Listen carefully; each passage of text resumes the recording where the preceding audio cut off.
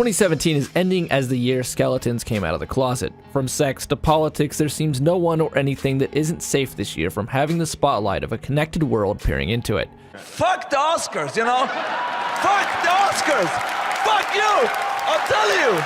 Gaming has been no different. There has been an issue working itself through the dialogue for years. Whispers that microtransactions, season passes, silver editions, gold editions were all fundamentally changing how we buy and play games. Ultimately, this was the parlance of gamers, devs, and publishers that broke into everyday language, and all the feasts of development went beyond gamers and designers into common parlance when EA and DICE's Battlefront 2 seemed to be the tipping point. I disagree that Battlefront 2 should be the witch at the end of this hunt, because I think it runs deeper, and Fortnite's development history sheds some light on this story. People decided microtransactions were the culprit and created the assumption that some large arbitrary body was changing the will of independent people through loot boxes, even going so far as to pushing for the law to get involved. Now, what does this have to do with Fortnite? Because this isn't a video about morality, ethics, or business decisions in digital media. It's a video about whether you ought to become a founder before Fortnite becomes free to play. Of course, that's nuanced, and that nuance is how Fortnite is something to watch as Epic develops the franchise, because it is a game at the forefront of what is happening to the industry as a whole. Games being treated as live service, a sort of living product that is kept aloft through subscriptions, microtransactions, or expansions, void of a sequel and developed on for years. Fortnite is an important game because for me it represents something symptomatic of the industry becoming much like all other media, in that a few businesses at the top run the entire structure.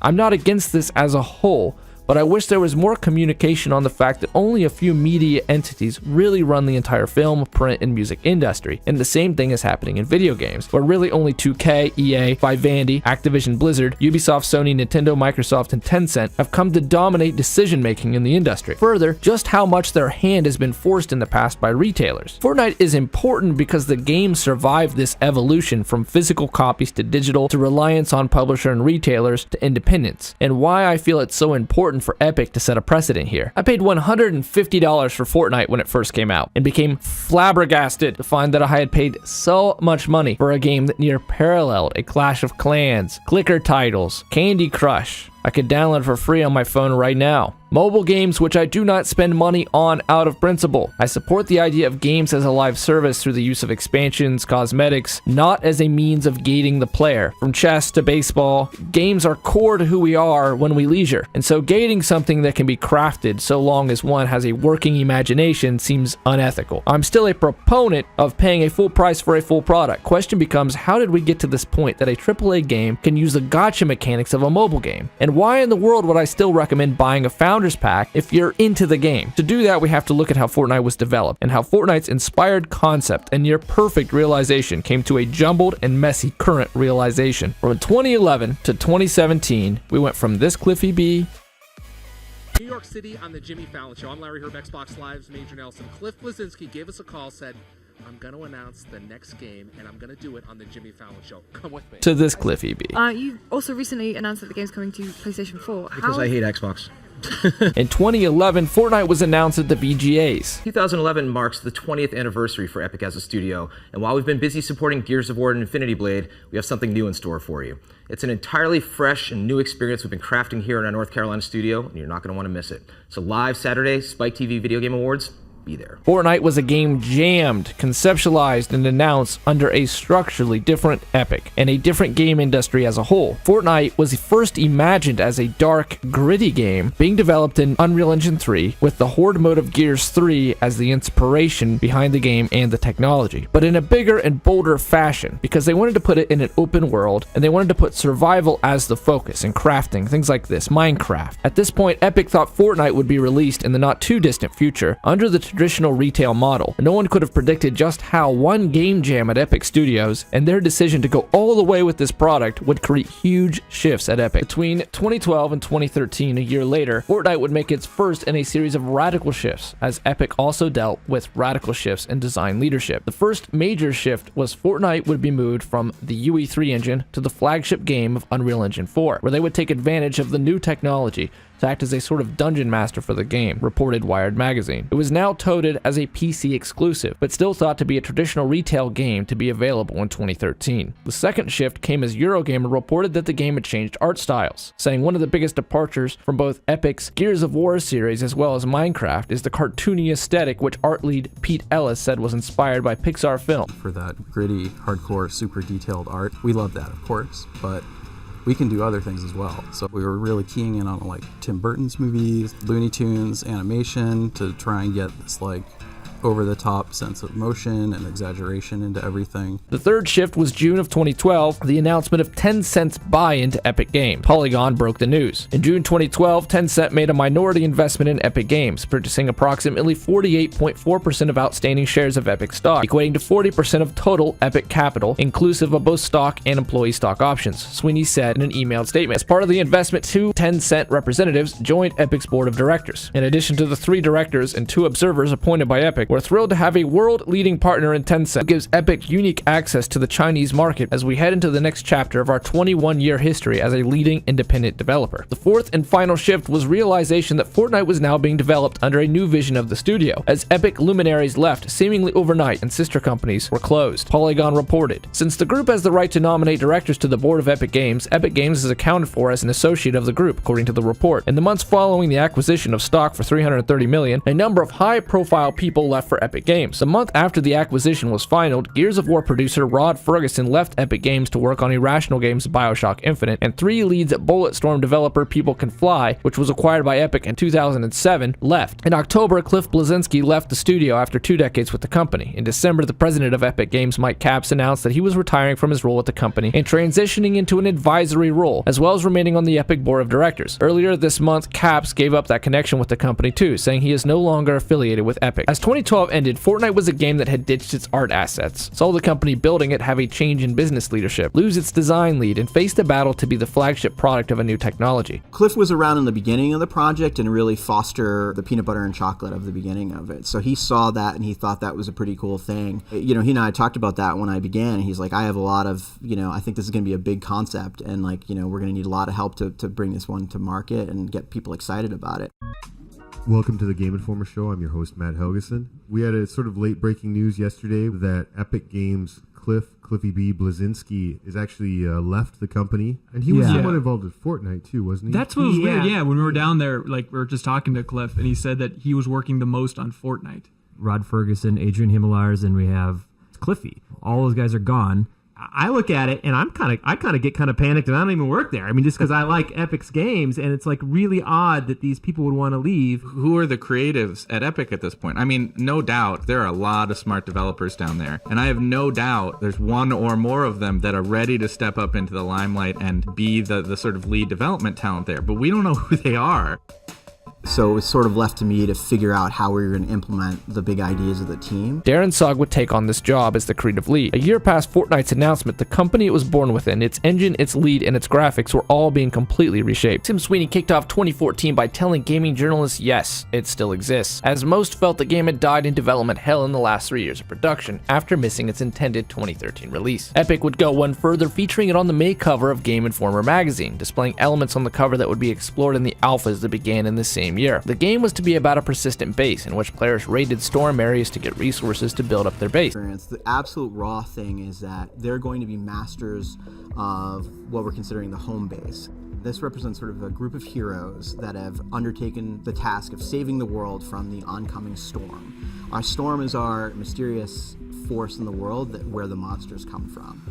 They start out with their base and then they move into the sort of action aspect of the game, which is they spawn into the world, they don't have any equipment, they immediately have to get tools, they have to get weapons, they have to get resources so they can build, and there are gates in the world that the players will be closing because those are the things that tie the storms to the world. And if they can shut the gates, they can push back the storms and push back the monsters. So they're basically taking terrain back one area at a time. Further, the game was coming this year and going free to play. Much had happened yet again to Fortnite. Forbes reported, still, between Cliff Bleszinski's departure, Epic's focus on Unreal Engine 4, and the handing off of Fortnite to Bulletstorm developer Epic Games Poland, formerly People Can Fly, I think many were concerned Fortnite has been stuck in some kind of development hell. This morning's email, however, indicates a renewed energy and commitment to actually showing off the game and ushering more players into the alpha. The announcement of free to play would bring generating instant controversy, but producer Roger Collum assailed these worries. People are going to get to experience Fortnite this year. It's going to be free. Yeah. And I think, that's awesome.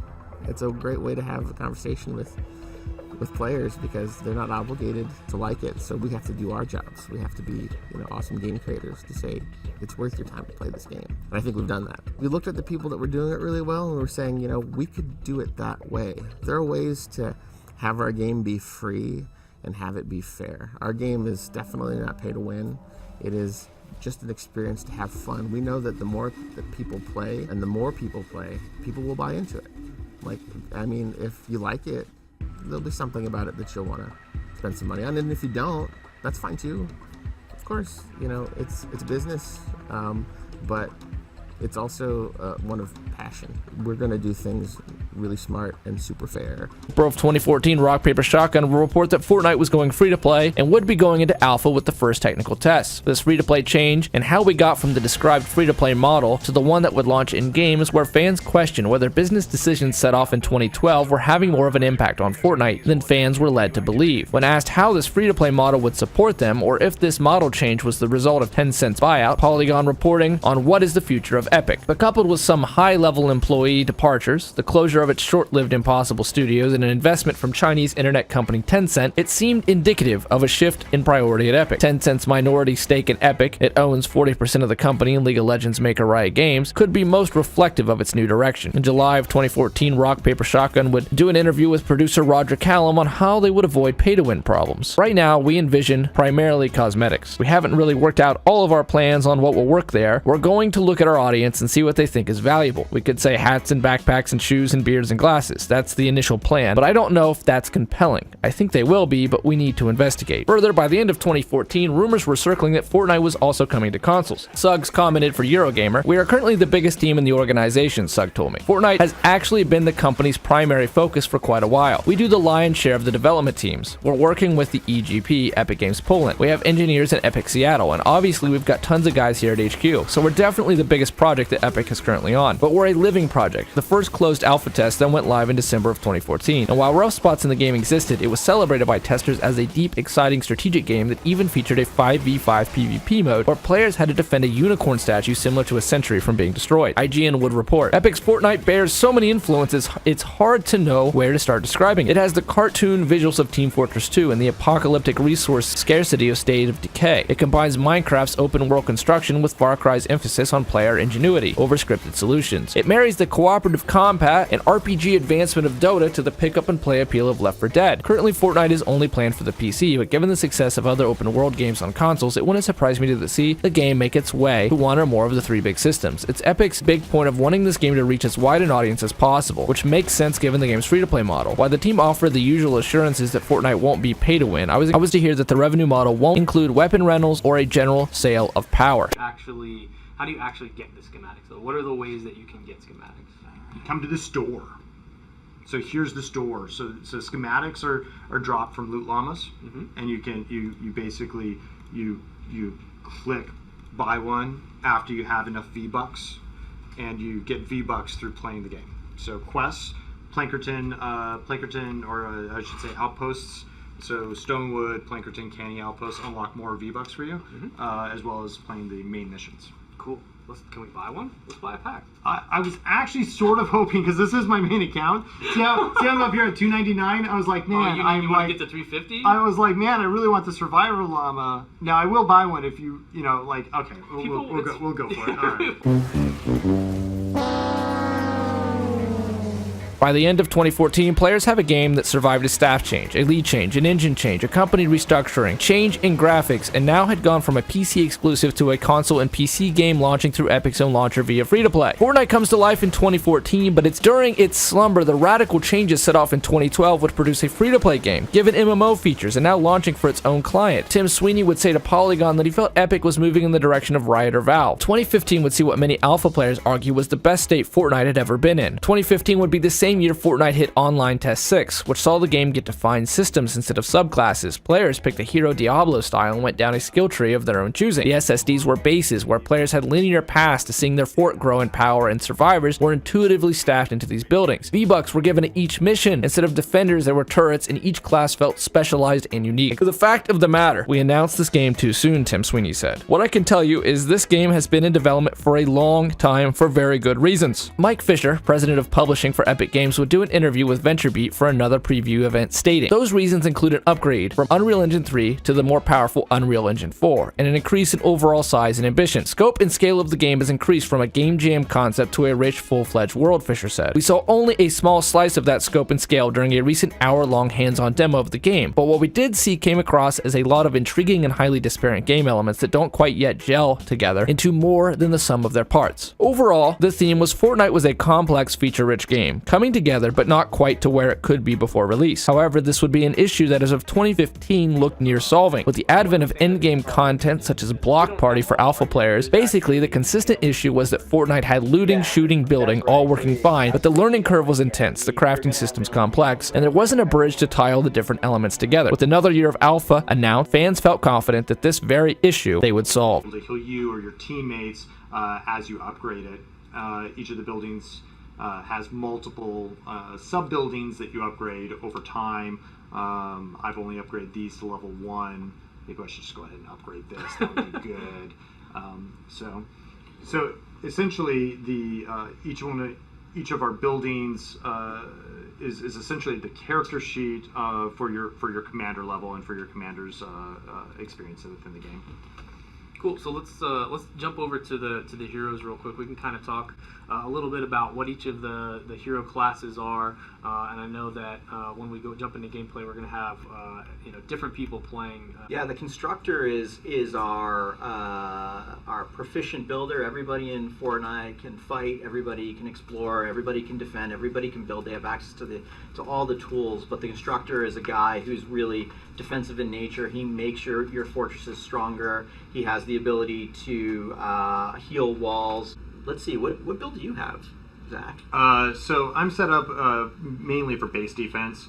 Fortnite leapt into 2016 with the headline, "What the hell happened to survival shooter Fortnite? What did the developers do with another year of work after coming so close to realization in 2014? Many outlets were reporting that after 5+ years, the game must have died. However, it wasn't dying, it was once again evolving. Sweeney would give an interview to PC Gamer where he said Epic might never produce a large single-player game ever again. We looked at the future and saw that the future is games as a service. The future is free-to-play, the future is VR and AR and the metaverse. How did we fundamentally transform Epic to be positioned so that not only are we making the games that pave the way for the future, but making the technology that paves the way for the future, not just in games, but in all sorts of entertainment and other applications. We were seeing some of the best games in the industry being built and operated as live games over time rather than big retail releases, Sweeney said. We recognized that the ideal role for Epic in the industry is to drive that, and so began the transition of being a fairly narrow console developer focused on Xbox to being a multi-platform game developer and self-publisher and indie on a larger scale. Sweeney would again quote for Polygon in May. CEO Tim Sweeney promises that a full release for Fortnite, Epic's survival action game that's been years in the making, is on its way. The game's lengthy development cycle stems partially from Epic Games' redirection of focus as a company and with the title itself. What started as an arcade-style game has grown into an action title akin to Destiny, Epic said. In November of 2016, Epic would also confirm through Suggs, quoted in Gamers Unite, that Fortnite would be coming to console, officially. Donald Mustard quotes, "We've evolved what Epic is over the last 5 years or so, changing from a small development studio that makes one game at a time to a large developer that also publishes some games and has its own back end and operations marketing wing, so we can actually have 6 games in development at once, publish them independently, and operate them for years at a time. That's what Epic has become. All of this would radically alter the game again. Whereas the alpha's biggest criticism was just finding a way to bind elements, instead, Fortnite's focus seems to have become how to adjust the engine in-game economy to survive the move from a retail title to free-to-play, from traditional retail to games as a service. In 2016, Fortnite went from a game launching on Steam to a game launching through Epic's own platform across all platforms. In 2016, Fortnite would unveil what these changes had brought to the game. The hero system had been replaced by a subclass system. They stated that players complained about a lack of balance, how only one tree dominated everything. But rather than balance this issue, they created subclasses which were put behind the llamas. The initial Stonewig experience is actually broken into 2 trees,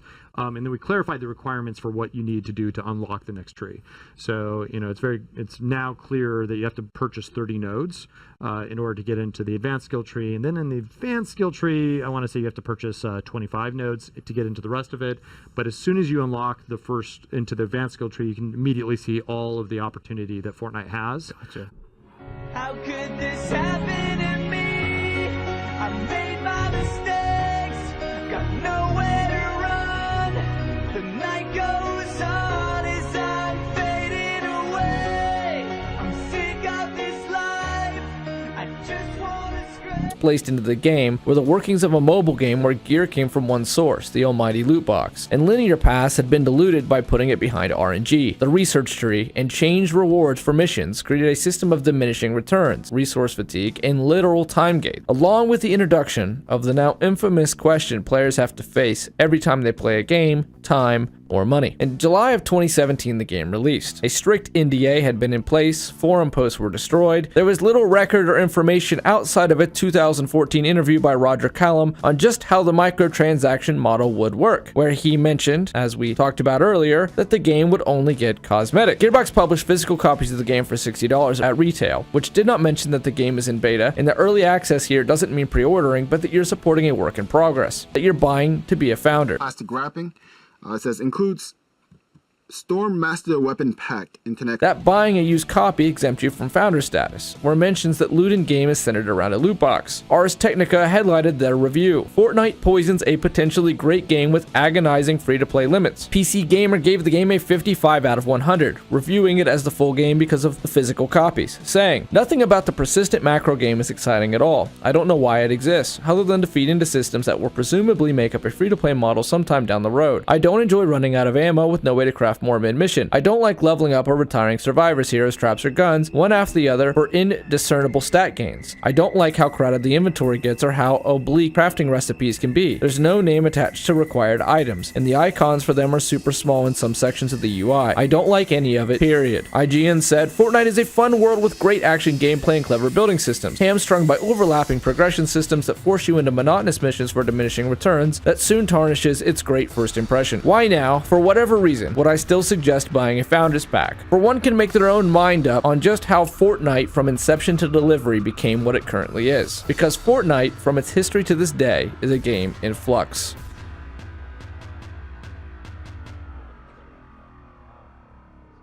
People are going to get to experience Fortnite this year. It's going to be free. Yeah. And I think, that's awesome. It's a great way to have a conversation with players because they're not obligated to like it. So we have to do our jobs. We have to be, awesome game creators to say it's worth your time to play this game. And I think we've done that. We looked at the people that were doing it really well and we're saying, we could do it that way. There are ways to have our game be free and have it be fair. Our game is definitely not pay to win. It is just an experience to have fun. We know that the more that people play and the more people play, people will buy into it. If you like it, there'll be something about it that you'll want to spend some money on. And if you don't, that's fine too. Of course, it's business, but it's also one of passion. We're going to do things really smart and super fair